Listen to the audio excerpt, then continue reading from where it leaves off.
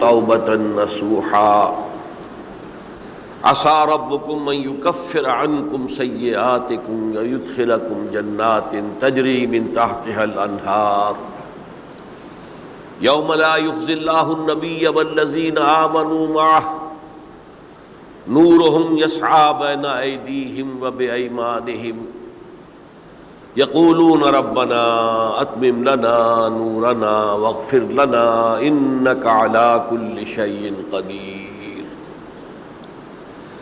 وقال عز وجل كما ورد في سورة النور وتوبوا إلى الله جميعا أيها المؤمنون لعلكم تفلحون. وقال جل وعلا كما ورد في سورة الزمر قل يا عبادي الذين أسرفوا على أنفسهم لا تقنطوا من رحمة الله إن الله يغفر الذنوب جميعا صدق الله العظيم. رب اشرح لي صدري ويسر لي أمري واحلل عقدة من لساني يفقهوا قولي. اللهم ربنا ألهمنا رشدنا وأعذنا من شرور أنفسنا. اللهم أرنا الحق حقا وارزقنا اتباعه وأرنا الباطل باطلا وارزقنا اجتنابه. اللهم وفقنا أن نتوب إليك توبة نصوحا آمین یا رب العالمین. آپ میں سے بہت سے حضرات کے علم میں ہوگا اخباری اطلاع کی بنیاد پر کہ میری آج کی گفتگو کا موضوع ہے توبہ کی عظمت اور اس کی تاثیر. اس کا پس منظر یہ ہے کہ پچھلے کئی مہینوں سے میری تقریر جو ہے وہ جو اس وقت عالمگیر حالات ہیں اور جو امت کو خطرات درپیش ہیں اور اس کے ضمن میں جو پیشین گوئیاں احادیث نبویہ میں موجود ہیں، جو میں کم سے کم یوں سمجھیے کہ 25 برس سے بیان کرتا آ رہا ہوں، لیکن اب وہ چشم سر کے سامنے آ رہی ہیں. پہلے وہ صرف یہ کہ انسان کو علمی اعتبار سے معلوم تھی، اب وہ صورتحال آنکھوں کے سامنے ہے. تو اس پر چونکہ گفتگو ہوتی رہی، لیکن ہر مرتبہ گفتگو کا اختتام اس پر ہوا کہ اس کا علاج کیا ہے، بچنے کا راستہ کون سا ہے. تو عام طور پر ایک لفظ پر توبہ، البتہ اس میں انفرادی توبہ، اجتماعی توبہ. انفرادی توبہ سے انسان اپنے گناہوں کی سزا سے بچ جاتا ہے. آخرت میں اللہ تعالیٰ اسے اپنے عفو و درگزر کا، اپنی رحمت کا، اپنے فضل کا مستحق قرار دے دیتا ہے. لیکن دنیا میں قوم کی حالت نہیں بدلتی جب تک اجتماعی توبہ نہ ہو. اس اجتماعی توبہ کے ضمن میں مختصراً تو میں نے کچھ باتیں عرض کی ہیں، لیکن پھر بھی چونکہ ہر مرتبہ گفتگو کے اختتام پر یہ بات آتی تھی اور وقت ختم ہو رہا ہوتا تھا، لہذا اس کے بارے میں تفصیل سے گفتگو نہیں ہو سکتی. تو آج میں نے طے کیا کہ جو حالات ہیں وہ تو اب سامنے آ رہے ہیں. جو سلسلہ شروع ہو گیا ہے عراق میں، جس کے بارے میں شیرون صاحب یہ کہہ چکے ہیں کہ عنقریب عراق پر ہمارا قبضہ ہوگا، یعنی امریکہ کا نہیں، اسرائیل کا قبضہ ہوگا. اور یہ بات بھی اب سامنے آ چکی ہے کہ مڈل ایسٹ کا پورا نقشہ بدل دینے کا پروگرام ہے. یہ جو مڈل ایسٹ کے ممالک ہیں یہ کب وجود میں آئے تھے؟ پچھلی صدی، 20ویں صدی میں جو پہلی جنگ عظیم ہوئی، اس سے پہلے یہ پورا علاقہ سلطنت عثمانیہ میں تھا، خلافت عثمانیہ کے تحت. پورا شمالی افریقہ، پورا یہ مغربی ایشیا، حجاز سمیت سارا معاملہ ایک سلطنت، ایک ملک، خلافت کے تحت. پہلی جنگ عظیم کے بعد پھر حصے بکھرے کیے انہوں نے، جیسے کہ مال غنیمت کو بیٹھ کر بعد میں تقسیم کیا جاتا ہے کہ اس عالم عرب کے جو ہیں اب ٹکڑے ٹکڑے کر دو اور انہیں باہم تقسیم کر دو. مصر، عراق یہ برطانیہ، شام، الجزائر یہ فرانس کا، لیبیا اطالویوں کا، آگے ہسپانویوں کا۔ یہ سارے ٹکڑے جو ہوئے تھے اور ملک بنے تھے، یہ تو اس وقت کی بندربانٹ تھی۔ اسی طرح اب کہا جا رہا ہے کہ اس جنگ کے بعد حقیقت میں مڈل ایسٹ کا نقشہ تبدیل کر دیا جائے گا۔ یہ صرف چینج آف ریجیم نہیں ہے، چینج آف ریجن ہے، علاقے کا۔ اور اس کو ہم اپنی اصطلاح میں جب کہیں گے تو گویا کہ ایک عظیم تر اسرائیل کے قیام کا منصوبہ ہے جس پر عمل کا آغاز ہو گیا۔ ورنہ اس جنگ کی کوئی وجہ سمجھ میں نہیں آتی، کوئی جرم ثابت نہیں ہوا صدام کا۔ پہلی خلیج کی جنگ میں تو اس کا جرم ثابت تھا، اس نے کویت پر حملہ کیا تھا۔ اس وقت تو کوئی جرم سرے سے ہے ہی نہیں۔ ان کے اپنے معائنہ انسپیکٹر جا کر بتاتے رہے کہ کچھ نہیں دیکھا ہم نے، وہاں کچھ نہیں پایا۔ اس حوالے سے سوچئے کہ کیا جواز، کوئی جواز پوری دنیا میں یہ بات تسلیم کی جاتی ہے کہ بلا جواز حملہ ہے، اور کس قدر شدت سے ہے، کتنی طاقت سے ہے، کتنی قوت سے ہے، کتنی فوجیں آئی ہیں، کتنے جو ہے خلیج کے اندر جہاز کھڑے ہوئے ہیں جن پر سے کہ ہوائی جہاز اڑتے ہیں، کتنے چھوٹے چھوٹے جہاز کھڑے ہوئے ہیں، کہاں کہاں سے حملے ہو رہے ہیں۔ تو اصل میں وہ کتاب الملاحم کے اندر حضور نے جن خبروں کی پیشن گوئی کی تھی وہ اب ہمارے سامنے ہے۔ اسی طرح پاکستان کا معاملہ ہوتے ہوتے رفتہ رفتہ ہمارے گرد گھیرا تنگ ہو رہا ہے۔ ہم پر ایک الزام تو وہ کہتے ہیں کہ آپ چاہے لاکھ دفعہ قسم کھا لیں ہم نہیں مانیں گے، شمالی کوریا کو ایٹمی صلاحیت جو ہے وہ آپ نے فراہم کی، ہمارے پاس ثبوت ہے۔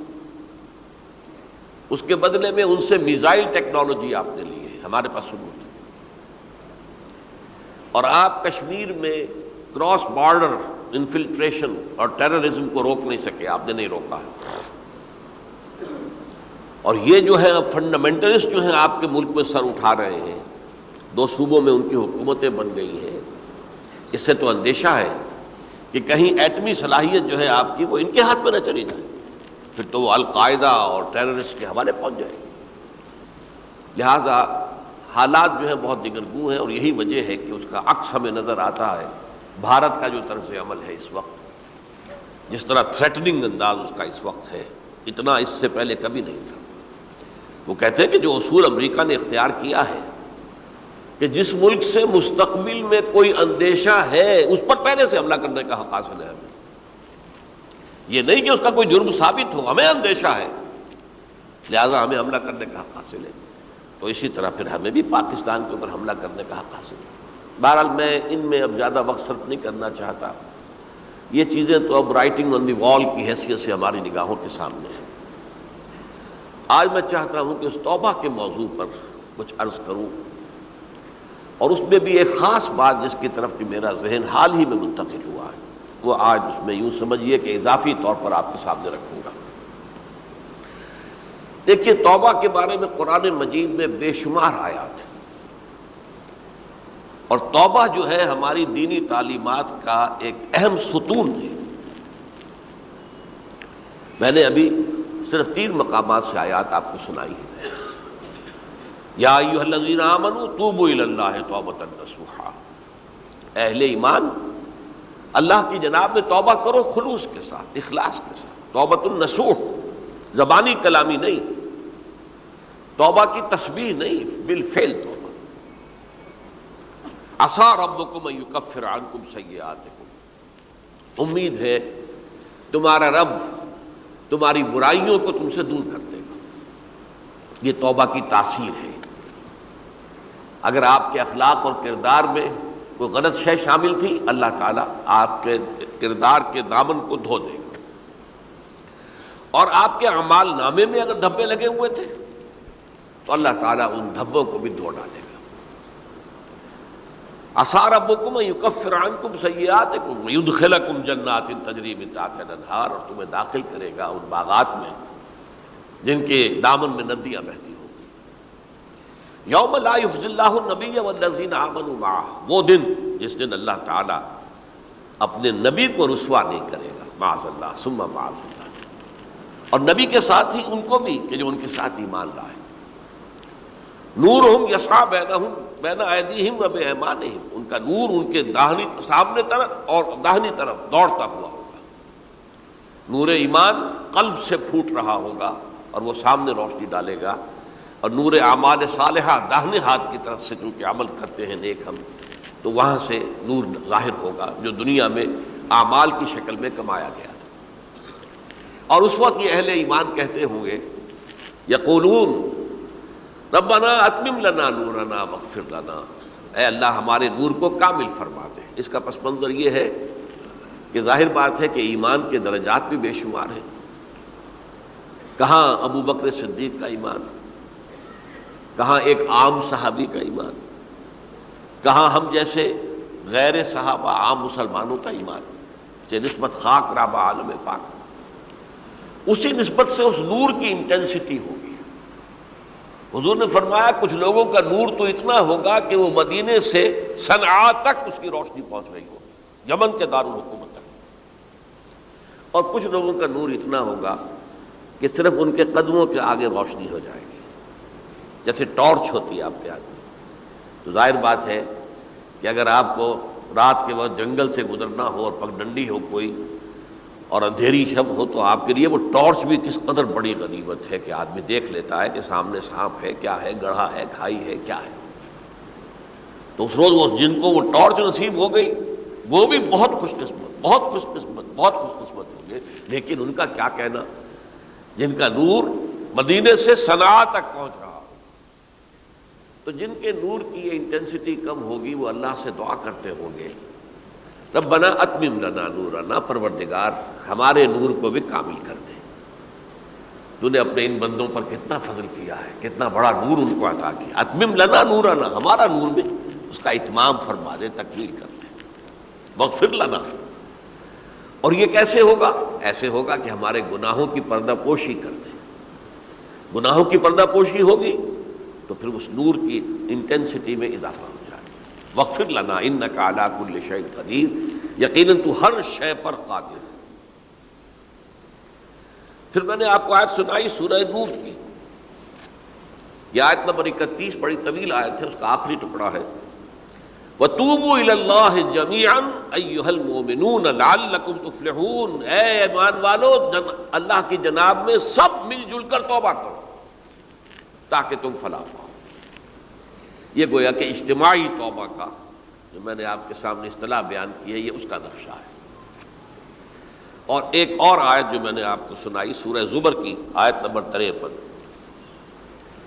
بعض لوگوں پر کچھ مایوسی طاری ہو جاتی ہے، ہم اتنے عرصے سے گناہ کرتے چلے آ رہے ہیں، کیسے معافی ہوگی، کیسے ممکن ہے، کیسے چھٹکارا ملے گا. ایسے لوگوں کے لیے ان کے اطمینان کے لیے، ان کی دلجوئی کے لیے، ان کی تسلی کے لیے یہ آیت عظیم ترین آیات میں سے قرآن مجید کی. قل یا عبادی الذین اسرفوا علی انفسہم، اے نبی کہہ دیجئے اے میرے وہ بندو جنہوں نے اپنی جانوں پر ظلم کیا ہے، ظلم اٹھایا ہے، زیادتی کی ہے. تم اگر گناہ کرتے رہے ہو تو اپنی جان پر ظلم کیا ہے، میرا تو کچھ نہیں بگاڑا. اللہ تو غنی ہے، اس کی تو سلطنت میں کوئی کمی نہیں آتی. ایک حدیث قدسی میں الفاظ آئے ہیں میرے بندو اگر تم سب کے سب اولکم و آخرکم و انسکم و جنکم، تمام انس و جن اور اولین سے لے کر آخرین تک کسی بدترین انسان جیسے فاسق و فاجر ہو جائیں، سب ابلیس بن جائیں، تب بھی میری سلطنت میں کوئی کمی نہیں ہوگی. اور اگر تم سب کے سب اولین و آخرین اور انس اور جن سب مل کر جو متقی ترین انسان ہو سکتا ہے ویسے بن جاؤ، ابو بکر صدیق بن جاؤ، تب بھی میری سلطنت میں کوئی اضافہ نہیں ہوگا. تو اللہ تعالیٰ کا تو کچھ بگڑتا نہیں ہے. انسان گناہ کرتا ہے تو اپنا نقصان کرتا ہے. قل یا عبادی الذین اسرفوا علی انفسہم، کہہ دیجئے اے نبی اے میرے وہ بندو جنہوں نے اپنی جانوں پر ظلم کیا ہے، ستم کیا ہے، ظلم اٹھایا ہے، لا تقنطوا من رحمت اللہ. میں آج بعض حدیثیں اس موضوع پر آپ کو سناؤں گا، عجیب چشم کشا حدیثیں ہیں.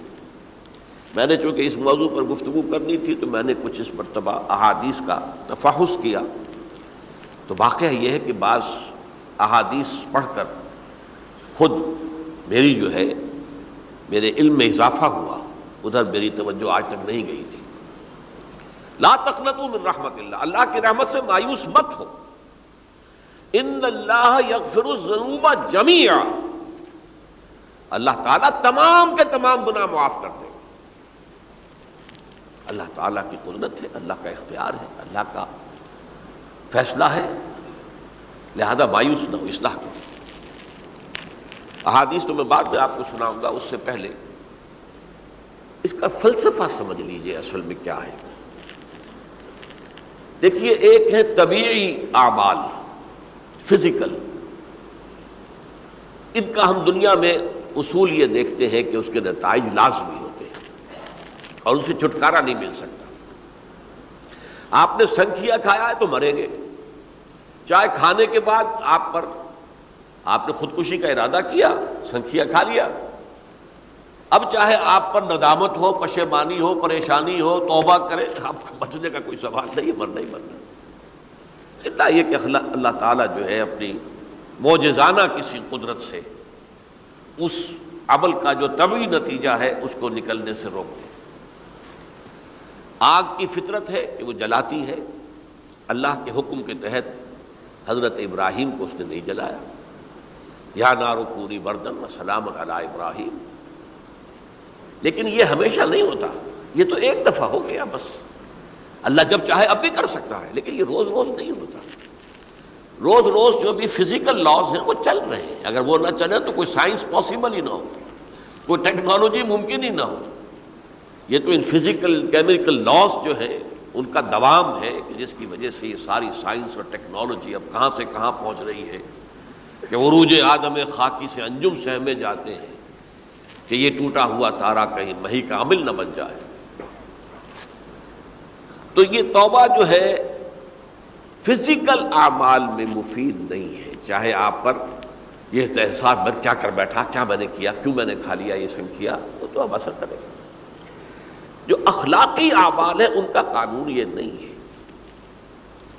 اخلاقی اعمال کے نتائج ختم ہو جاتے ہیں توبہ کے ساتھ۔ یہ ایک بہت بڑا قانون ہے، بہت بڑا قانون۔ ایسا نہیں ہے کہ کسی گناہ سے انسان کی فطرت میں کوئی ایسی مستقل کجی واقع ہو جائے کہ جس کی اصلاح کی کوئی صورت ہی نہ ہو، یہ نہیں ہے۔ بڑے سے بڑے گناہ، بڑے سے بڑے گناہ توبہ کرو، خلوص دل سے کرو، جو اس کے اصول ہیں، جو اس کے قواعد ہیں، جو اس کے ضوابط ہیں، جو اس کی شرائط ہیں، ان کو پورا کرو۔ تو بڑے سے بڑے اعمال، برے سے برے اعمال، میں حدیثیں آج آپ کو سناؤں گا، حیران کو، کیونکہ عام طور پر یہی ہوتا ہے کہ مواعظ میں چونکہ لوگوں کو اصلاح کی ترغیب دلانی ہوتی ہے تو وہ جو انذار کا پہلو ہے اسے زیادہ نمایاں کیا جاتا ہے۔ اللہ کی طرف سے شدید ذو انتقام، اللہ انتقام لینے والا ہے، اللہ سزا دینے والا ہے۔ لیکن یہ دوسرا پہلو جو ہے وہ بھی اپنی جگہ پر بہت اہمیت کا حامل ہے کہ طبیعی اعمال کے نتائج اور عواقب اور اخلاقی اعمال کے نتائج و عواقب یہ ایک جیسے نہیں ہیں۔ اب اس معاملے میں تاریخ مذاہب عالم میں جو بہت بڑی غلطی ہوئی، بہت بڑی غلطی ہوئی، بہت بڑی غلطی ہوئی، تورات میں حضرت آدم اور حوا علیہ السلام سے جو غلطی اور خطا ہو گئی تھی، آپ اندازہ کیجئے کیا مقام اللہ نے عطا کیا تھا، سارے فرشتوں کو ان کے سامنے سجدہ کروا دیا تھا، اور ایک ہی حکم تو دیا تھا نا کہ اس درخت کے قریب نہ جانا، اور تو ابھی کوئی شریعت نہیں تھی، کوئی لمبے چوڑے احکام نہیں تھے، کھاؤ جہاں سے چاہو، اس ایک درخت کے پیچھے پاس نہ جانا، وَلَا تَقْرَبَا هَٰذِهِ الشَّجَرَةَ فَتَكُونَا مِنَ الظَّالِمِينَ۔ اور وہی کام کر بیٹھے حضرت آدم اور حضرت حوا علیہ السلام۔ کتنا بڑا گناہ، کتنا بڑا گناہ، کتنا بڑا گناہ۔ لیکن قرآن نے وضاحت کر دی کہ آدم نے توبہ کی، اللہ نے معاف کر دیا۔ اللہ تعالیٰ سے کلمات سیکھے، ندامت دل میں پیدا ہو گئی حضرت آدم کو، لیکن الفاظ نہیں تھے کن الفاظ میں اللہ سے معافی مانگوں، مجھ سے خطا ہو گئی، بہت بڑی غلطی ہو گئی۔ وہ الفاظ بھی اللہ نے سکھائے، فتلقى آدم من ربہ کلمات،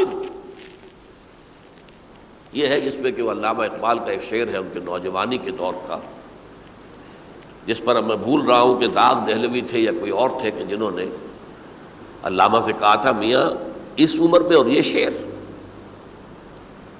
اس بڑی محفل میں بات آئی تھی کہ موتی سمجھ کے شان کریمی نے چن لیے قطرے جو تھے میرے عرق انفعال کے۔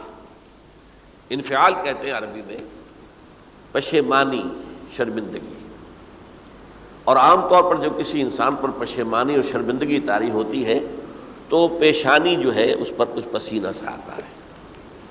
تو قطرے جو تھے میرے عرق انفعال کے موتی سمجھ کے شان کریمی نے چن لیے، اللہ کی نگاہ میں ان کی اتنی قیمت، ان کی اتنی وقت میرے بندے نے پشیمانی اختیار کی ہے اپنے اس غلط کام کے اوپر، اسے رنج اور افسوس ہو رہا ہے، تو اللہ کی نگاہ میں اس کی یہ عظمت ہے، یہ قدرت ہے۔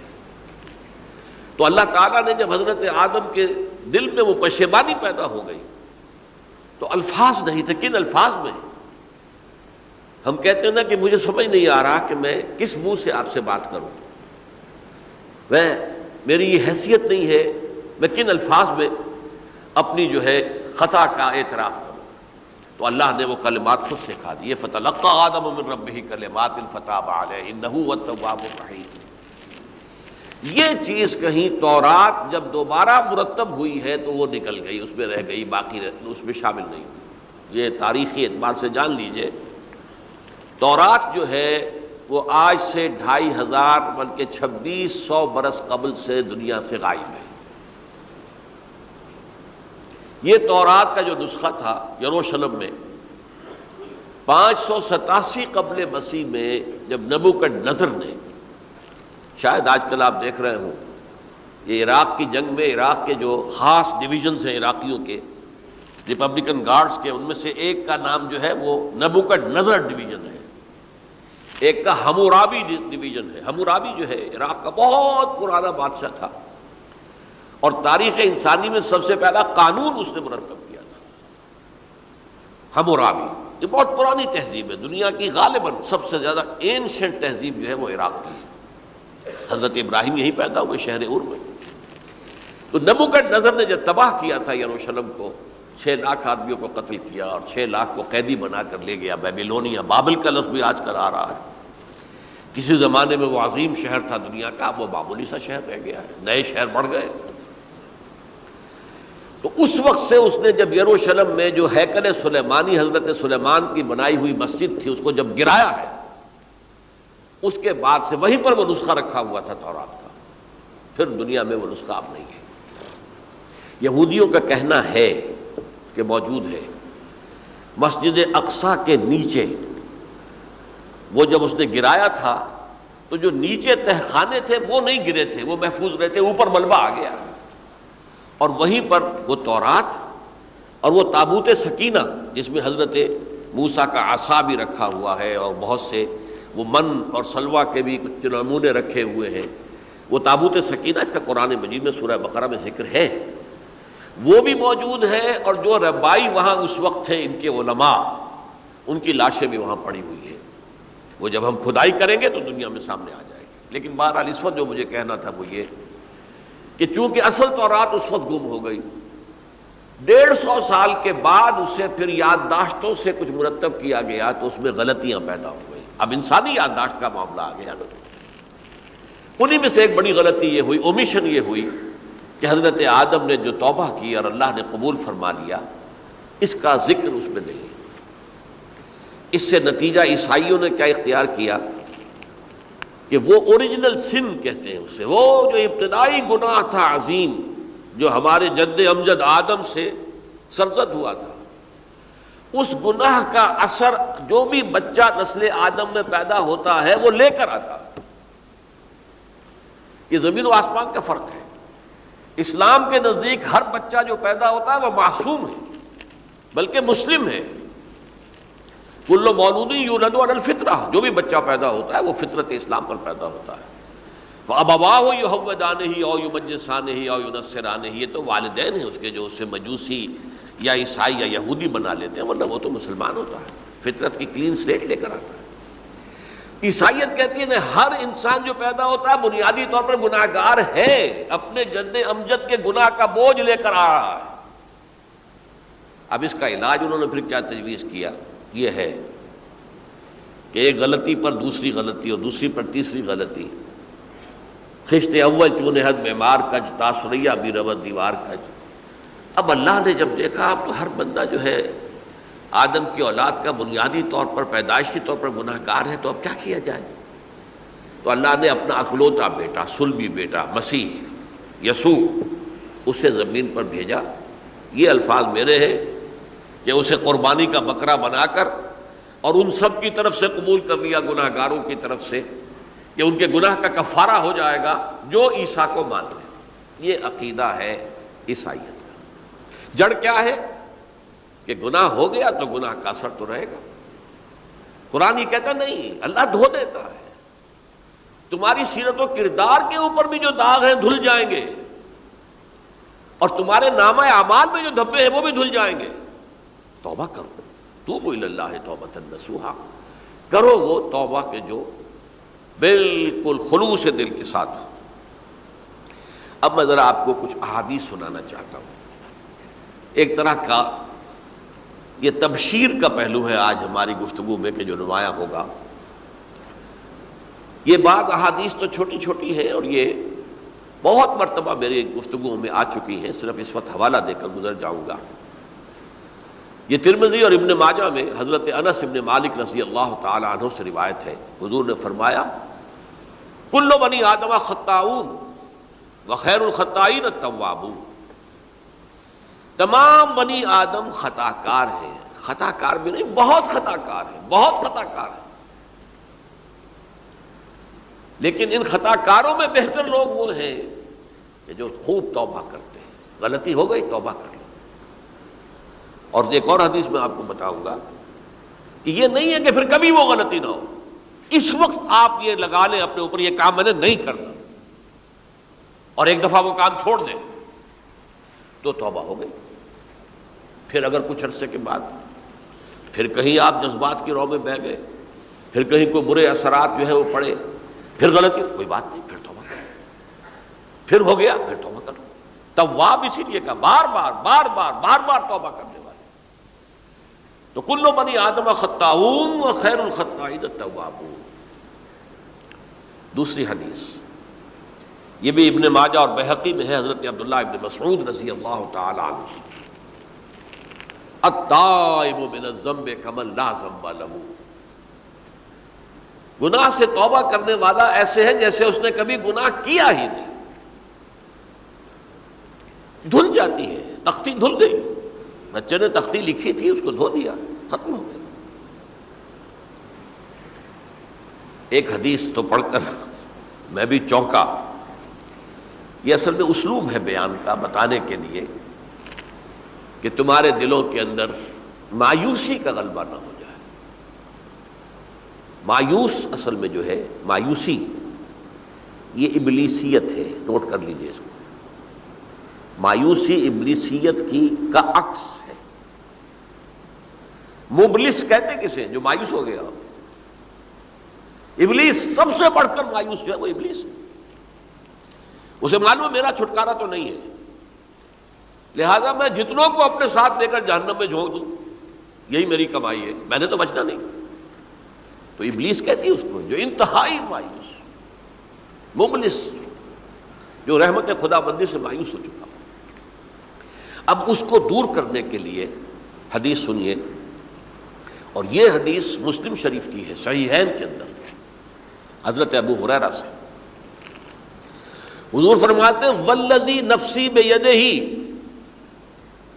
قسم ہے اس ذات کی جس کے ہاتھ میں میری جان ہے، لو لم تذنبوا، اگر تم لوگ گناہ نہ کرتے، لذهب اللہ بکم، تو اللہ تعالیٰ تمہیں لے جاتا کہیں اور، وَلَجَاءَ بِقَوْمٍ يُذْنِبُونَ، اور پھر کسی ایسی مخلوق کو پیدا کرتا ہے جو گناہ کرتے، فَيَسْتَغْفِرُوا اللَّهَ، اور پھر وہ اللہ سے استغفار کرتے اور توبہ کرتے فَيَغْفِرُ لَهُمْ، اور اللہ تعالیٰ انہیں معاف کر دیتا۔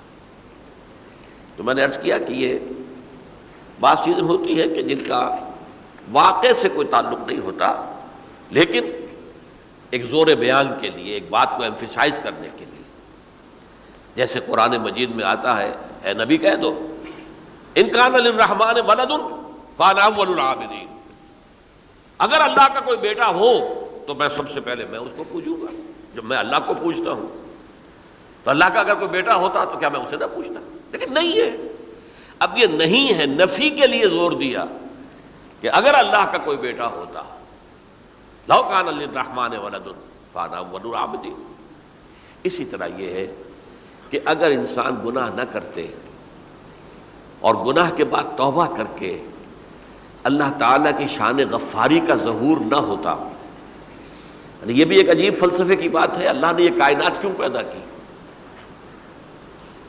قرآن مجید میں اس کو براہ راست ایڈریس نہیں کیا گیا اس مسئلے کو، میرے علم کی حد تک۔ ہو سکتا ہے کہیں بہت خفی انداز میں ہو اور ابھی تک میری نگاہ سے بھی جو ہے وہ چھپا رہ گیا، ہو سکتا ہے قرآن مجید کے غامض نکات ایسے ہو سکتے ہیں۔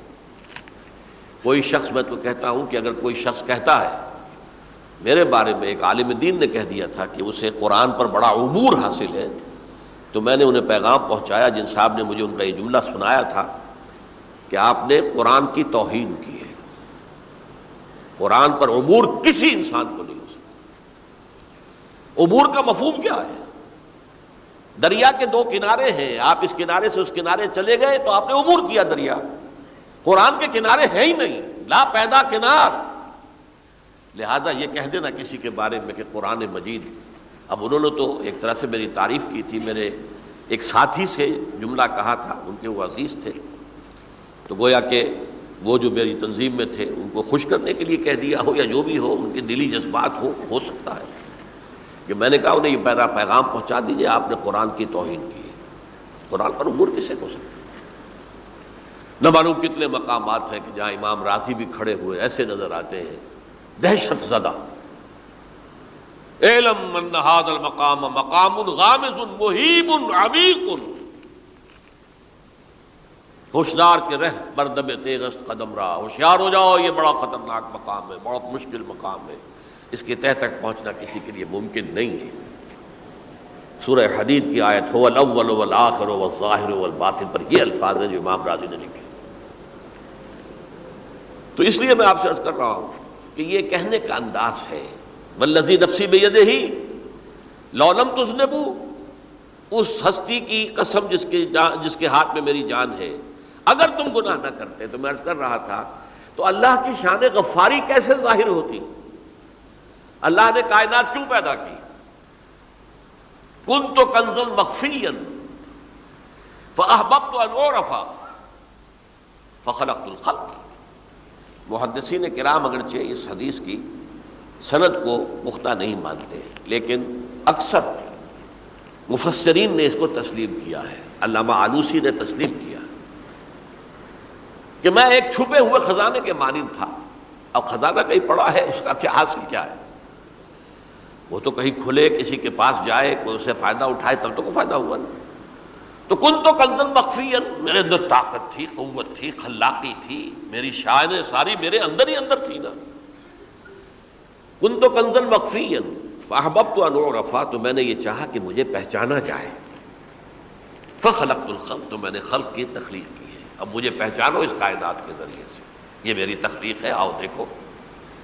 ایک مصور اپنی تصویروں کی نمائش لگا، دیکھو میرے شاہکار، آؤ دیکھو، یہ میرے فن کے کمال کے نمونے، آؤ دیکھو۔ تو یہ ہے سب، دیکھو زمین آسمان، ان فی خلق السماوات والارض واختلاف اللیل والنہار والفلک التی تجری فی البحر بما ینفع الناس وما انزل اللہ من السماء من ماء فاحیا بہ الارض من بعد موتہا۔ یہ ساری آیات ہیں، غور کرو۔ اور اسی لیے انسان کو پیدا کیا جس میں یہ فیکلٹی آف اپریسیشن، اللہ کے حسن و جمال و کمال کو پہچاننے کی صلاحیت ہے۔ ورنہ ظاہر بات ہے کہ یہ جمادات کیا پہچانیں گے اللہ کو؟ یہ پہاڑ کیا پہچانے گا اللہ کو؟ اللہ کو پہچاننے کی صلاحیت انسان میں ہے۔ تو یہ چونکہ ایک فلسفہ ہے باقاعدہ کہ اللہ نے تعالیٰ، اسی سے میں کہہ رہا ہوں اگر گناہ نہ ہوتا اور پھر توبہ نہ ہوتی اور میں اس کو معاف نہ کرتا تو میری شان غفاری کا ظہور کیسے ہوتا؟ میری شان ہے نا، غفار بھی ہوں، ستار بھی ہوں، اس کا ظہور کیسے ہوتا؟ تو والذی نفسی بیدہ لو لم تذنبوا لذهب اللہ بکم ولجاء بقوم یذنبون فیستغفروا اللہ فیغفر لهم۔ اگر تم لوگ گناہ نہ کرتے تو اللہ تمہیں ختم کر کے کوئی اور ایسی مخلوق پیدا کرتا کہ جو گناہ کرے اور پھر وہ توبہ کرے اور اللہ اسے معاف کرے۔ اسی سے ملتی جلتی ایک حدیث ہے، یہ امام احمد اور امام بہقی لائے ہیں اور اس کے راوی حضرت علی ہے رضی اللہ تعالی عنہ۔ ان اللہ یحب العبد المؤمن المفتن التواب، اللہ تعالیٰ کو بہت محبت ہے، یحب۔ اب دیکھیے ایک طرف وہ آیات ذہن میں لائیے، اللہ تعالیٰ کن سے محبت کرتا ہے؟ واللہ یحب المحسنین،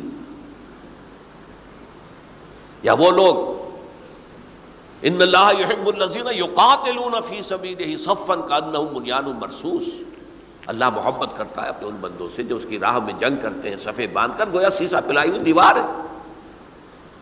یہ ہے مثبت کام، نیک کام، محسنین، اللہ کی راہ میں قتال کرنے والے۔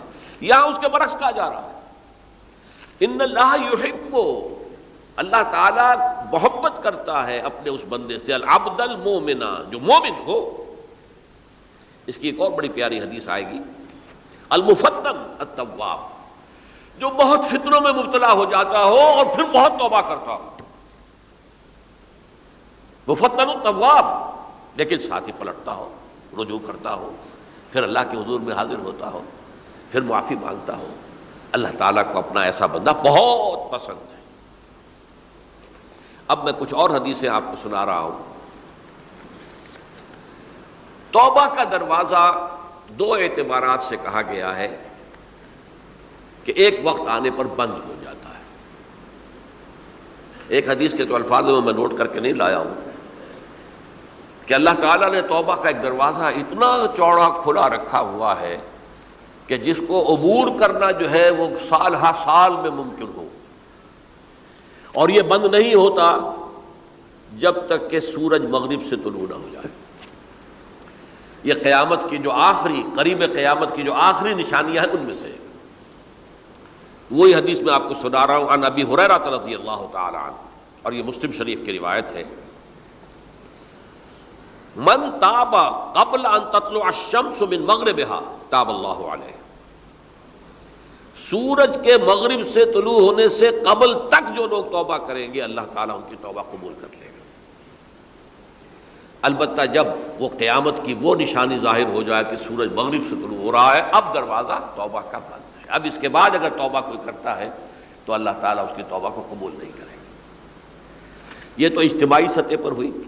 انفرادی سطح پر عن عبداللہ ابن عمر رضی اللہ تعالی عنہما عن النبی صلی اللہ علیہ وسلم قال ان اللہ عز وجل یقبل توبۃ العبد ما لم یغرغر۔ یہ ترمذی میں ہے، حضرت عبداللہ ابن عمر رضی اللہ تعالی عنہما سے، کہ اللہ تعالیٰ اپنے بندے کی توبہ قبول کرتا ہے جب تک کہ وہ جسے ہم کہتے ہیں گھنگرو نہ بولنے لگے حلق کے اندر، جبکہ نزع، عالم نزع ہو اور جان جو ہے وہ آ کر پھر یہاں اٹکتی ہے، تو اس وقت تک دروازہ کھلا ہے توبہ کا۔ لیکن جب یہ شکل ہو گئی تو دروازہ بند۔ یہ انفرادی سطح پر ہو گیا، جب آپ کے موت کے آثار اتنے واضح ہو گئے کہ اب جا رہے ہیں، اب توبہ کریں گے تو توبہ قبول نہیں ہوگی۔ اجتماعی سطح پر جب قیامت جو ہے اس کی وہ گھڑی آ گئی کہ سورج مغرب سے طلوع ہو گیا، اب توبہ کا دروازہ بند۔ ایک اور حدیث ہے جو میں نے بہت مرتبہ اس کا ترجمہ تو آپ کو بہت دفعہ سنایا ہے، آج میں چاہتا ہوں اس کو پورے متن کے ساتھ آپ کے سامنے رکھوں۔ یہ حضرت انس بن مالک رضی اللہ تعالی عنہ سے مروی روایت ہے، جو حضور کے خادم خاص تھے، اور یہ متفق علیہ بھی ہے، یعنی بخاری میں بھی ہے، مسلم میں بھی ہے، لیکن تھوڑا سا فرق ہے الفاظ کا۔ تو جو مسلم شریف کی روایت ہے اس کے الفاظ کیا ہے؟ للہ اشد فرحا بتوبۃ عبدہ حین یتوب الیہ، جان لو اللہ تعالیٰ کو زیادہ خوشی ہوتی ہے اپنے کسی گناہ گار بندے کی توبہ سے جب کہ وہ توبہ کرتا ہے۔ کس سے زیادہ ہوتی ہے؟ اب اس کی ایک تمثیل دی، من احدکم، ایک ایسے شخص سے بھی زیادہ بڑھ کر خوشی ہوتی ہے، کان علی راحلتہ بارض الفلات، کہ جو بہت ہی دور دراز کے اور سنسان علاقے میں سفر کر رہا تھا، فانتحرفت منہ، اس کی سواری جو ہے گم ہو گئی، وعلیہا طعامہ وشرابہ، اسی پر اس کا کھانا بھی تھا اور پانی بھی تھا، اونٹنی پر سفر کر رہا تھا، اسی پر ہوتا ہے راحلہ جو ہے راستے کا سامان، اچانک کہیں بیٹھا ہے تھوڑی دیر کے لیے سستانے کے لیے، کہیں اونگ آ گئی اور اونٹنی صاحبہ غائب ہو گئی۔ اب آنکھ کھلی اور اس نے دیکھا، فَأَيَّسَ مِنْهَا، تلاش کر کر کے مایوس ہو گیا، کہیں اونٹنی کا سراغ نہیں۔ اب ظاہر بات ہے کسی صحرا میں یہ کیفیت، اس کا مطلب کیا ہے؟ یقینی موت۔ فَأَتَى شَجَرَةً فَاسْتَجَعَ فِي ظِلِّهَا وَقَدْ أَيَسَ مِنْ رَاحِلَتِهِ، تو وہ ایک درخت کے نیچے اس کے سائے میں آ کے لیٹ گیا، گویا کہ موت کی امید میں۔ فَبَيْنَهُمَا وَهُوَ كَذَلِكَ إِذْ هُوَ بِهَا قَائِمَةٌ عِندَهُ، اس کی کہیں دوبارہ آنکھ لگی ہے، جو کھولا تو دیکھتا ہے اونٹنی تو موجود ہے، کھڑی ہے، تو وہ فوراً اس کی وہ جو رسی ہے وہ پکڑتا ہے، فَأَخَذَ بِخِتَامِهَا ثُمَّ قَالَ مِن شِدَّةِ الْفَرْحِ، اب جو اسے مسرت ہوئی اس کا آپ اندازہ کر سکتے ہیں، ایک یقینی موت کا معاملہ آ چکا تھا، اور اچانک اللہ تعالیٰ نے وہ کھوئی ہوئی اونٹنی جو ہے وہ واپس دلا دی۔ تو وہ کہنا تو یہ چاہتا تھا، اللہ تو میرا رب ہے، میں تیرا بندہ ہوں، لیکن جسے ہم کہتے ہیں کہ خوشی کی انتہا فرط مسرت میں ایسی زبان لڑکھڑائی، اس نے کہا اللہم انت عبدی وانا ربک، اے اللہ تو میرا بندہ ہے، میں تیرا رب ہوں، یہ کہہ بیٹھا۔ تو یہ کیا ہے؟ فرط مسرت جسے آپ کہیں، خوشی کی انتہا، کہ جس میں انسان جو ہے اتنی بڑی خطا کر بیٹھتا ہے۔ اللہ کو اپنے کسی گناہ گار بندے کی توبہ سے اس سے بھی زیادہ خوشی ہوتی۔ اب ظاہر بات ہے کہ یہ تماثیل کس لیے ہے؟ بعض لطائف، بعض حقائق اتنے لطیف ہوتے ہیں کہ ان کو بیان نہیں کیا جا سکتا بتمام و کمال، تو مثالوں کا سہارا لیتے ہیں۔ اللہ کو کتنی خوشی ہوتی کیا سمجھیں گے؟ لہذا یہ مثال تو سمجھ میں آ گئی نا، کہ ایک لقودق صحرا میں انسان سفر کر رہا تھا، ایک ہی اونٹنی ہے، اسی پر اس کا پانی ہے، اسی پر اس کا کھانا ہے، اور کہیں ٹھہرا ہے تھوڑی دیر کے لیے اور اونٹنی غائب ہو گئی، اور اس کے بعد تلاش کر کے شمال مغرب جنوب ہر طرح دیکھ لیا، اب تک کہیں اونٹنی کا سراغ نہیں۔ اب موت کے انتظار میں لیٹ گیا کہ اچانک دیکھتا ہے کہ اونٹنی موجود ہے، تو وہ اس شدت فرح میں یہ کہہ بیٹھتا ہے اللہم انت عبدی وانا ربک انا للہ و انا الیہ راجعون۔ اب دیکھیے ایک حدیث وہ آ رہی ہے، اور اس کو یوں سمجھیے، اللہ تعالیٰ نے جو انسان پیدا کیے ہیں ان کے مزاج مختلف ہیں۔ ان میں کچھ لوگ ہوتے ہیں جو قوی ہوتے ہیں ارادے کے، جو فیصلہ کر لیا ڈٹ گئے۔ کچھ لوگوں میں وہ قوت ارادی اتنی مضبوط نہیں ہوتی، وہ ادھر ادھر سوچتے رہتے ہیں۔ کچھ لوگ جسمانی طور پر بہت توانا ہوتے ہیں، کچھ لوگ جسمانی طور پر پیدائشی طور پر کمزور ہوتے ہیں۔ تو اگر کوئی قوت ارادی کمزور رکھنے والا شخص ہے، وہ بھی تو اللہ کی تخلیق ہے، اللہ کا بندہ ہے، خطاؤں کا ظہور ہو جاتا ہے، توبہ کرتا ہے، پھر کچھ عرصے کے بعد پھر خطا کا ظہور ہو جاتا ہے، پھر توبہ کرتا ہے، تو ہم تو یہ سمجھیں گے کہ ایک حد کے بعد پھر اس کی توبہ قبول نہیں ہونی چاہیے۔ لیکن حدیث سنیے، وعن ابی ہریرہ رضی اللہ تعالی عنہ قال قال رسول اللہ صلی اللہ علیہ وسلم ان عبدا اذنب ذنبا، یقیناً ایک بندہ جو ہے وہ ایک گناہ کرتا ہے، فقال، پھر وہ کہتا ہے رب اے میرے پروردگار اذنبت فاغفر لی، مجھ سے گناہ ہو گیا ہے، مجھے معاف فرما دے۔ فقال ربہ، تو پروردگار یہ کہتا ہے اعلم عبدی ان لہ ربا یغفر الذنب ویاخذ بہ، میرا یہ بندہ یہ جانتا ہے کہ اس کا ایک رب ہے جو گناہ معاف بھی کر سکتا ہے اور سزا دے بھی سکتا ہے۔ کیا معنی ہوئے؟ گناہ اس نے کیا ہے لیکن جانتا ہے اللہ کو کہ وہ معاف بھی فرما سکتا ہے، تبھی تو وہ اللہ سے معافی کی درخواست کر رہا ہے۔ اس کے اس جاننے کی بنیاد پر، اس کے اس علم کی بنیاد پر، اس کے اس ایمان کی بنیاد پر فرمایا غفرت لعبدی، میں نے اپنے بندے کو معاف کر دیا۔ ثم مکث ما شاء اللہ، پھر وقت گزرا جتنا کہ اللہ نے چاہا۔ ثم اذنب ذنبا، پھر اس سے گناہ ہو گئے۔ فقال رب اذنبت ذنبا فاغفر، پھر کہتا ہے پروردگار مجھ سے گناہ ہو گیا، پھر مجھے معاف فرما دے۔ فقال ربہ، اللہ فرماتا ہے علم عبدی ان لہ ربا یغفر الذنب ویاخذ بہ، میرا بندہ ہے نا جو جانتا ہے کہ اس کا ایک رب ہے، ایمان باللہ اس کے اندر ہے، تبھی تو پکار رہا ہے، اور یہ بھی جانتا ہے کہ وہ گناہ معاف بھی کر سکتا ہے اور چاہے تو پکڑ بھی سکتا ہے، سزا بھی دے سکتا ہے۔ تو فرمایا، اللہ تعالیٰ فرماتے ہیں میں نے فرمایا کہ میں نے معاف کر دیا۔ ثم مکث ما شاء اللہ، پھر ایک عرصہ گزرا اس کے بعد۔ ثم اذنب ذنبا، پھر اس نے گناہ کیا۔ قال رب اذنبت ذنبا آخر، اس نے کہا پروردگار میں نے تو پھر ایک اور گناہ کر دیا، فاغفر لی، مجھے بخش دے۔ فقال اعلم عبدی ان لہ ربا یغفر الذنب ویاخذ بہ، میرا بندہ جانتا ہے نا کہ اس کا ایک رب ہے جسے وہ پکار رہا ہے، کہ اور وہ جانتا ہے کہ اسے اختیار حاصل ہے کہ چاہے تو بخش دے اور چاہے تو پکڑ لے۔ اس کے اس علم، اس ایمان کی بنیاد پر میں نے اسے معاف کر دیا۔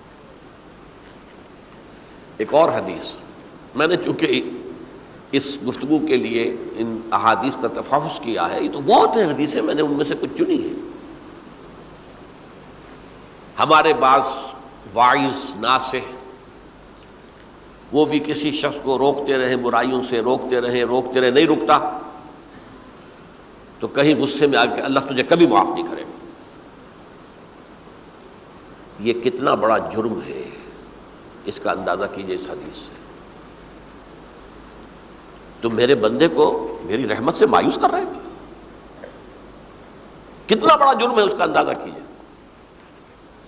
یہ مسلم شریف کی روایت ہے، عن جندب، حضرت جندب رضی اللہ تعالی عنہ سے، ان رسول اللہ صلی اللہ علیہ وسلم حدث، کہ اللہ کے رسول صلی اللہ علیہ وسلم نے ایک واقعہ بیان کیا، ان رجلا قال، کہ ایک شخص نے یہ کہا، واللہ لا یغفر اللہ لفلان، کہ خدا کی قسم اللہ تعالیٰ فلاں شخص کو کبھی معاف نہیں کرے گا۔ وَأَنَّ اللَّهَ تَعَالَى قَالَ، اس پر اللہ تعالیٰ نے یہ فرمایا، مَنْ ذَا الَّذِي يَتَعَلَّىٰ عَلَيَّ، یہ کون ہے جو میرے اوپر حکومت کرنے والا آ گیا، جو میری طرف سے حکم لگا رہا کہ میں کبھی معاف نہیں کروں گا۔ مَنْ ذَا الَّذِي، کون ہے وہ شخص، الَّذِي يَتَعَلَّىٰ عَلَيَّ أَنِّي لَا أَغْفِرُ لِفُلَانٍ، کہ میں فلاں شخص کو کبھی معاف نہیں کروں گا۔ قد غفرت لفلان، اس کو تو میں نے معاف کر دیا۔ وَأَحْبَطْتُ عَمَلَهُ، اس شخص کے تمام اعمال میں نے ضائع کر دیے کہ تم نے میرے بندے کو مایوس کیا۔ یہ ہے جرم کی انتہا۔ تو توبہ کی دعوت دیتے رہو، توبہ کے لیے لوگوں کو آمادہ کرتے رہو، توبہ جو ہے اس کے لیے ترغیب دیتے رہو، اللہ تعالیٰ معاف فرمانے والا۔ اب آخری حدیث سنا رہا ہوں، یہ تو بہت ہی عجیب حدیث ہے اور متفق علیہ، یہ بخاری اور مسلم دونوں میں۔ حضرت ابو سعید الخدری رضی اللہ تعالی عنہ جو ہے وہ اس کے راوی ہیں۔ حضور نے فرمایا، کانا فی من کانا قبلکم رجل قتل 99 نفسا، تم سے پہلے جو امت تھی بنی اسرائیل، گویا کہ ان کا ذکر ہے، اس میں ایک آدمی ایسا تھا جس نے 99 قتل کیے تھے۔ اب آپ اندازہ کیجئے کتنا بڑا گناہ کبیرہ ہے قتل. قرآن مجید میں آتا ہے فَكَأَنَّمَا قَتَلَ النَّاسَ جَمِيعًا. اگر ایک انسان کو بھی ناحق قتل کر دیا گیا تو یہ ایسی ہے گویا کہ اس نے پوری نوع انسانی کو قتل کر دیا. اس نے 99 قتل کیے. فَهَلْ لَهُ مِن تَوْبَةٍ. پھر اس کے بعد یہ ہوا کہ اس کے اندر توبہ کا جذبہ پیدا ہوا. فَسَأَلَ عَنْ أَعْلَمِ أَهْلِ الْأَرْضِ. تو اس نے پھر سوال کیا، لوگوں سے پوچھا کہ زمین میں رہنے والوں میں کون سب سے بڑا عالم ہے. فَدُلَّ عَلَى رَاهِبٍ. تو اسے بتایا گیا فلاں راہب فلاں جگہ پر ہے، وہ بہت نیک ہے، بڑا عالم ہے. فَأَتَاهُ. وہ اس کے پاس آیا. فَقَالَ أَنَّهُ قَتَلَ 99 نَفْسًا فَهَلْ لَهُ مِن تَوْبَةٍ. انہوں نے کہا دیکھیے راہب صاحب، میں نے 99 انسان قتل کیے، اب مجھے یہ بتائیے کہ میرے لیے توبہ کا کوئی امکان ہے؟ فقال لا. اس نے کہا نہیں. فقتلہ. اس نے اس کو بھی قتل کر دیا. فکمل بہ 100. اپنی سینچری مکمل کر لی، مطلب 99 کے بعد ایک ہی کسر تھی، اس کو بھی قتل کیا، 100 پورے کر لیے. ثم سأل عن عالم اہل الارض. پھر اس نے پوچھا کوئی اور، کوئی بڑے عالم انسان ہو. فدل علی رجل عالم. پھر اس کی رہنمائی کی گئی ایک بڑے عالم شخص کی طرف. فقال انه قتل 100 نفس. تو اس نے وہاں جا کر کہا کہ میں 100 انسان ہلاک کر چکا ہوں، قتل کر چکا ہوں. فهل له من توبہ. میرے لیے توبہ کا کوئی امکان ہے؟ فقال نعم. اس نے کہا کیوں نہیں، 100 قتل کیے تب بھی کیا ہے، توبہ کا راستہ دروازہ کھلا ہوا ہے. ما لم یغرغر. جب تک کہ وہ گھنگرو نہیں بج رہا اس وقت تک تمہارے توبہ کا دروازہ کھلا ہوا ہے. فرمایا نعم. ومن یحول بینہ وبین التوبہ. تمہاری توبہ کے درمیان اور تمہارے درمیان کون حائل ہو سکتا ہے؟ توبہ کا دروازہ کھلا ہے. لیکن ساتھ ہی کہا انطلق الی ارض کذا و کذا. اب تم ایسے کرو، جہاں تم رہتے ہو وہاں نہ جاؤ واپس، وہاں کا ماحول اچھا نہیں ہے، معاشرہ اچھا نہیں ہے، ہو سکتا ہے کہ تم توبہ پر قائم نہ رہ سکو. تم فلاں جگہ چلے جاؤ، وہاں اچھے لوگ آباد ہیں، ان میں جا کر رہو. فإن بها أناسا يعبدون اللہ تعالی. وہاں ایسے لوگ آباد ہیں جو اللہ کی بندگی کرتے ہیں. فاعبد اللہ معهم. تو تم ان کے ساتھ مل کر اللہ کی بندگی اور پرستش کرو. ولا ترجع الى ارضک. اپنی زمین کی طرف، اپنے وطن میں واپس مت جاؤ. فإنها ارض سوء. وہ بری جگہ ہے. فانطلقا. تو وہ چل پڑا، ہجرت کر رہا ہے، اس جگہ جا رہا ہے جہاں کا راہب نے بتایا تھا. حتی اذا نصف الطریق. جب آدھا راستہ اس نے پورا کر لیا، اتاہ الموت. موت آ گئی. فاختصمت فیہ ملائکۃ الرحمت و ملائکۃ العذاب. اب وہ جہنم کے فرشتے بھی آ گئے اس کی جان قبض کرنے کو، اور جنت کے بھی آ گئے. فقالت ملائکۃ الرحمہ. رحمت والے جو فرشتے ہیں جنت والے، انہوں نے کہا جا تائبا مقبلا بقلبہ للہ تعالی. یہ شخص توبہ کر کے اللہ تعالیٰ کی طرف ہجرت کر رہا تھا، اس لیے اس کی نیت کی بنیاد پر اب یہ جنتی ہے، لہذا اس کی روح ہم قبض کریں گے.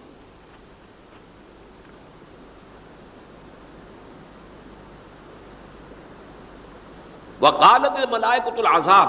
اور وہ جو عذاب والے فرشتے ہیں وہ کہیں گے انہ لم یعمل خیرا قط.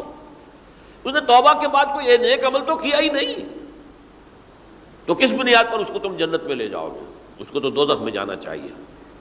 فاتاہ ملک فی صورت آدمی. تو ان کے پاس اللہ نے ایک اور فرشتے کو بھیج دیا، آدمی انسانی شکل کے اندر. فجعلوہ بینہم. تو ان فرشتوں نے کہا بھائی ہمارا فیصلہ کرا دو، اس کی روح ہم لینا چاہتے ہیں یا ہم لینا چاہتے ہیں. انہیں حکم بنا لیا. فقال قیسوا ما بین الارضین فإلی ایتہما کان اقرب. کہ تم فاصلہ ناپ لو، جہاں سے وہ چلا ہے اور جہاں جا رہا تھا اور یہاں اس کی موت ہو رہی ہے، تو کون سا فاصلہ زیادہ ہے.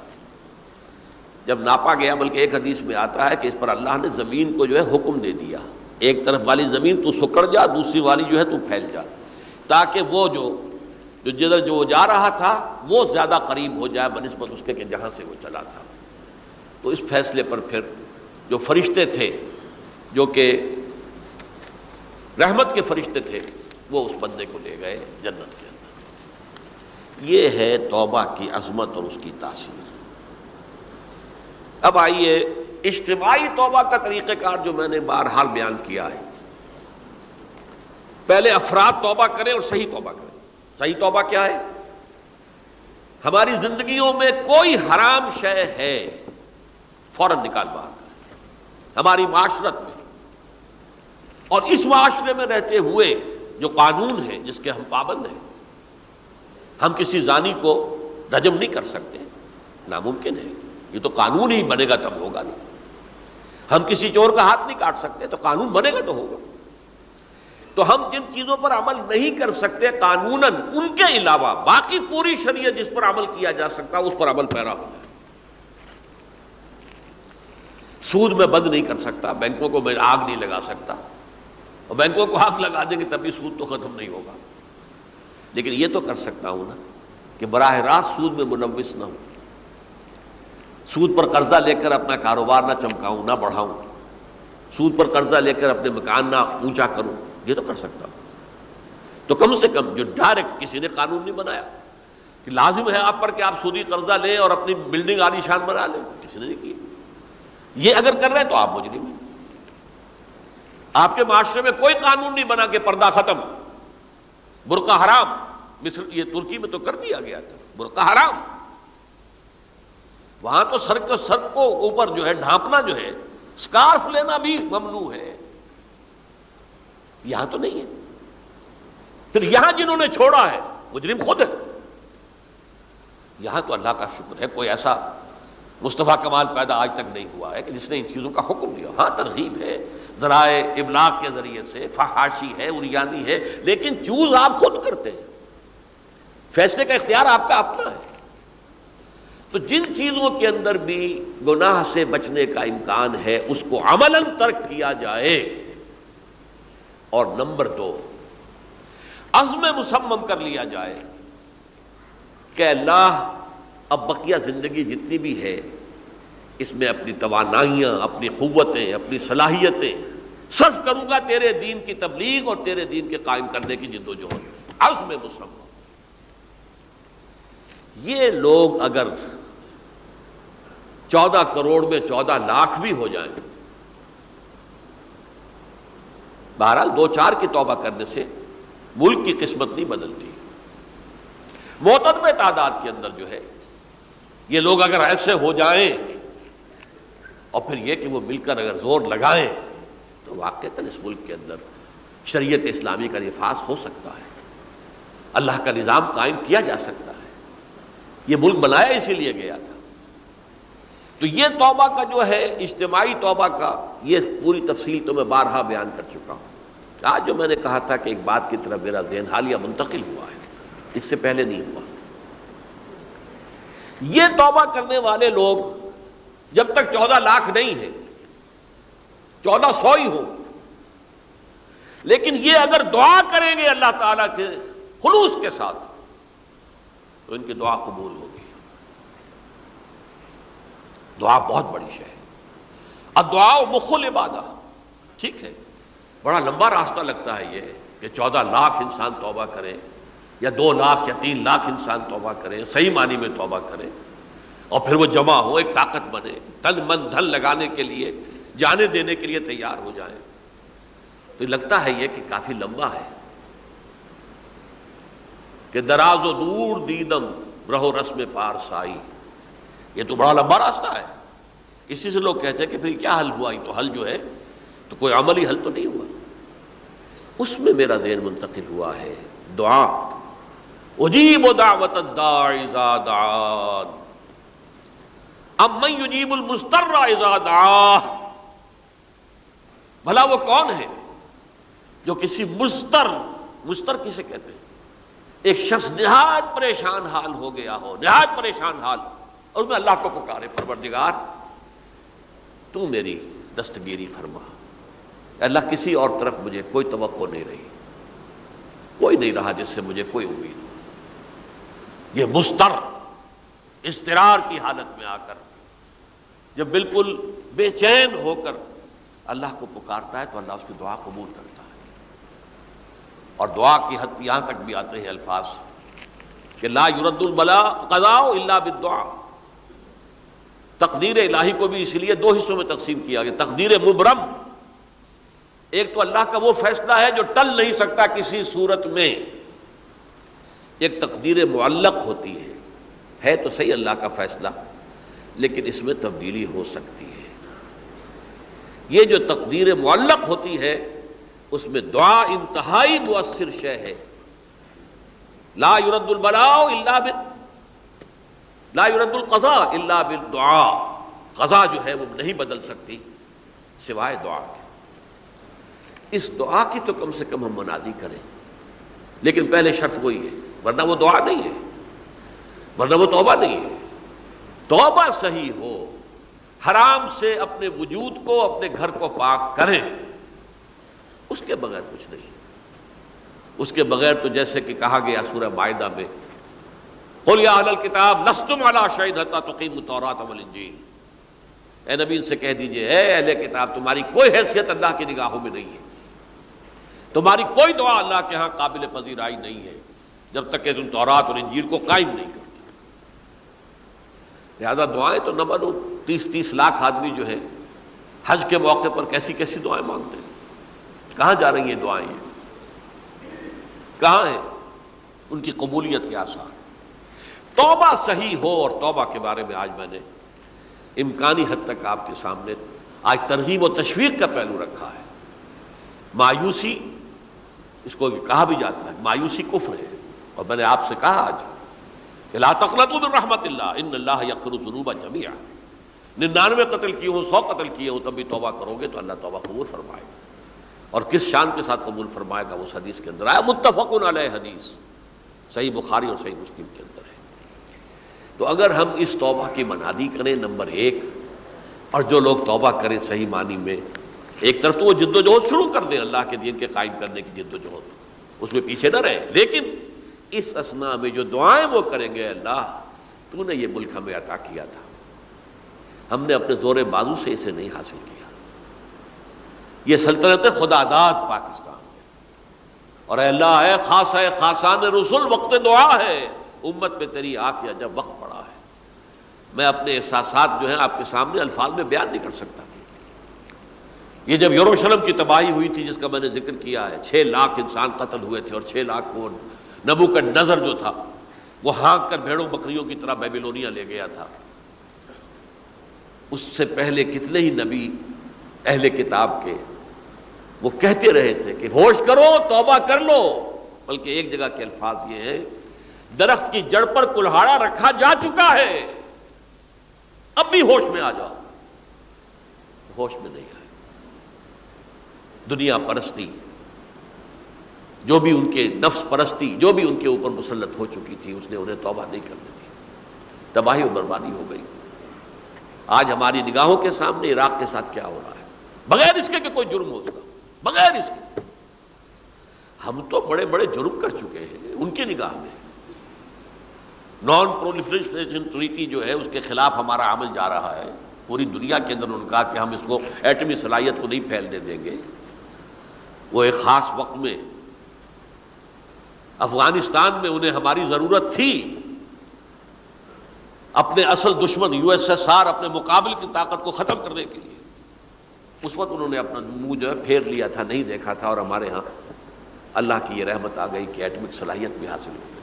اور پوری دنیا میں شاہ عبداللہ نے کہا تھا، پرنس عبداللہ نے، کہ یہ آپ کا نہیں ہے. یہ جو نواز شریف صاحب سے جب اس کا ہم نے دھماکہ کیا ہے، یہ بم آپ کا نہیں ہے، یہ پوری امت مسلمہ کا بم ہے. کیسے یہ برداشت کر سکتے ہیں یہودی اور یہودیوں کے اعلی کار عیسائی، خاص طور پر پروٹیسٹنٹس، ویسپ، وائٹ اینگلو سیکسن پروٹیسٹنٹس؟ تو سمجھ لیجئے کہ پاکستان کی جڑوں پر بھی تیشہ رکھا جا چکا. یہ میرے احساسات کی اس سے کم میں تعبیر ہو نہیں سکتی، لیکن اب بھی امکان ہے، اب بھی امکان ہے، اب بھی امکان ہے. توبہ کرو، توبہ کراؤ، مل جل کر طاقت بنو، کوشش کرو کہ یہاں اسلام کا نظام آ جائے. اور اس اسنا میں بھی دعا کرو اللہ تعالیٰ سے کہ اللہ ہمیں مہلت عطا فرما دے، ہمیں کچھ اور مہلت عطا فرما دے، اے اللہ ہمیں کچھ اور مہلت عطا فرما دے۔ بارک اللہ لی ولکم فی القرآن العظیم ونفعنی وإیاکم بالآیات والذکر الحکیم۔